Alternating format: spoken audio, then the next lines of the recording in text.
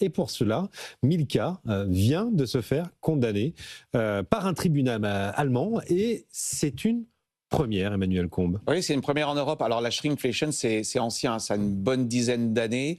Et ce qui est intéressant pour nous les économistes, c'est qu'on voit les études académiques sortir. Il y a une étude là, de 2025 ou 2026 qui montre, alors c'est pas tous les producteurs qui font cela, c'est très ciblé sur typiquement les achats du quotidien. Oui, on l'a quand même pas mal vu dans les supermarchés. Céréales, produits détergents, etc.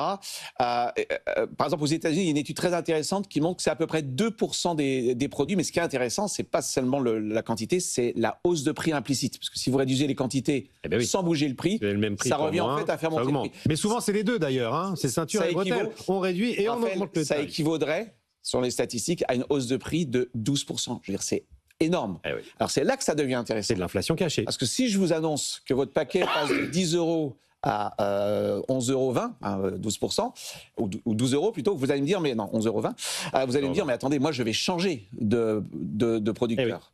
Parce que c'est visible. Donc quand j'augmente les prix de 12%, je sais que je vais le payer parce que la demande est ce qu'on appelle élastique. Dans les biens de grande consommation, l'élasticité de la demande, je ne veux pas être trop technique, c'est à peu près 1,2, moins 1,2. Si j'augmente les prix de 10%, je perds 12% de clients. En clair, je fais gaffe avant d'augmenter les prix. Par contre, la shrinkflation, certes, je vais afficher le prix au kilo, mais comme le consommateur ne regarde pas, je ne suis pas sanctionné. Et donc, ce que vous montrent les études économiques, c'est que l'élasticité à la taille, en clair, quand je réduis la taille de 10%, je n'ai strictement aucun effet sur les ventes. Quasiment aucun effet. Donc, je me mets à la place d'un producteur, je me dis, mais j'ai plutôt intérêt à augmenter les prix en baissant la taille, en baissant les volumes, parce que le consommateur est complètement myope. Donc vous voyez, c'est une pratique quand même assez trompeuse, du point de vue du droit, c'est ce qu'on appelle une pratique commerciale trompeuse. Mais on comprend bien l'intérêt, l'incitation qu'il y a à faire ça, parce que justement, le comportement du consommateur est complètement différent lorsqu'on lui présente un prix facial et lorsqu'on lui présente un prix au kilo. Donc il y a une incitation naturelle. Après, la question c'est pourquoi toutes les entreprises ne le font pas.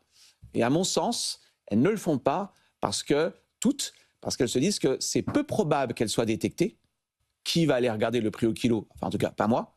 Par contre, le jour où elles se font détecter, le jour où il y a une campagne qu'on fait, ce qui se passe en Allemagne avec cette fameuse marque de barres chocolatées, là, je ne vous dis pas l'effet sur la réputation. Donc c'est intéressant, pratique maligne, parce que ça permet de tromper assez facilement le consommateur, et en même temps pratique risquée dès lors que je me fais, entre guillemets, prendre. En France, je vous rappelle que l'affichage du changement de volume